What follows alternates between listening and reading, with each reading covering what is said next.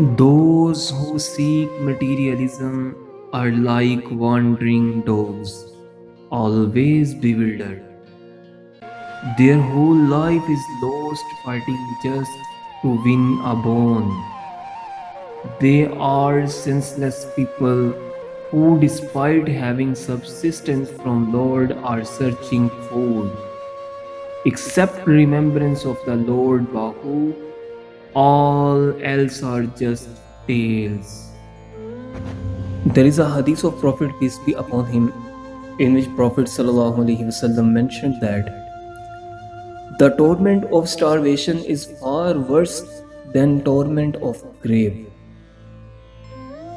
And Allah Subhanahu wa Ta'ala commands in Holy Quran that, and there is no moving creature, that is living being, on the earth but that its sustenance is a bountiful obligation upon Allah Subhanahu wa Ta'ala.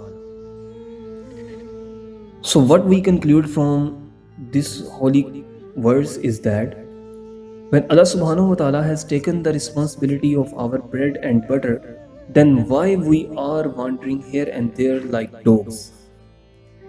The alarming situation is that similar to dogs who fight to death on a fleshless bone, we, the human being, spend our whole life in quest of these worldly things and in quest of getting piles of wealth. In couple of hadith Nabi, this world has been resembled with carrion by Prophet peace be upon him. Hazrat Sultan Bahu rebuked such ignorant person who don't acknowledge Allah Subhanahu wa Ta'ala. And he said that instead of being thankful to God for all the sustenance, we are still greedy in nature. Allah Subhanahu wa Ta'ala commands in Holy Quran that I haven't created man and jinn, but that they worship me. Hence we should turn to Allah before we return to Him.